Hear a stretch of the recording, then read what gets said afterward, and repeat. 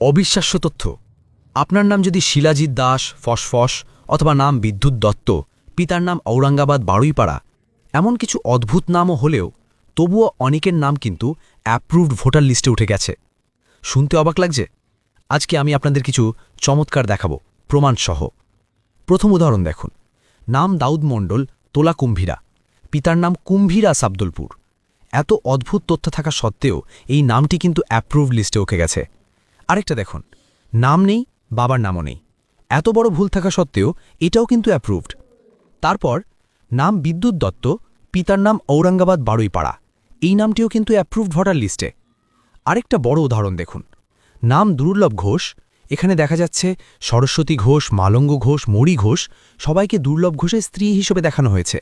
তার নিচে আবার দেখা যাচ্ছে অশোক ঘোষের মায়ের নামও দুর্লভ ঘোষ। এত বড় ভুল থাকা সত্ত্বেও এই সব নাম কিন্তু অ্যাপ্রুভড ভোটার লিস্টে। আরেকটা উদাহরণ, নাম স্বপন কুমার চট্টোপাধ্যায়, পিতার নাম শেখ সুজান, এত বড় অমিল থাকা সত্ত্বেও এই নামটিও কিন্তু অ্যাপ্রুভ লিস্টে উঠে গেছে। এই সব ইনফরমেশন খুঁজতে আমার অনেক সময় লেগেছে। এইদিকে আমরা হিয়ারিংয়ে গিয়ে পাসপোর্ট, জন্ম সার্টিফিকেট, বোর্ড সার্টিফিকেট, 2002 সালের ভোটার লিস্ট সব ডকুমেন্ট জমা দিয়েছি। তারপরেও আমাদের নাম এখনও আন্ডার এডুকেশনে পড়ে আছে। তাহলে প্রশ্নটা এখানেই, যেখানে এত ভুল থাকা সত্ত্বেও অনেক নাম অ্যাপ্রুভড হয়ে যাচ্ছে, সেখানে সব ডকুমেন্ট জমা দেওয়ার পরও অনেক মানুষ কেন এখনও আন্ডার এডুকেশনে? তাহলে কি ইলেকশন কমিশন শুধু নাম দেখেই অ্যাপ্রুভড করছে? আপনারা এই ভিডিওটি শেয়ার করে সবাইকে জানিয়ে দিন।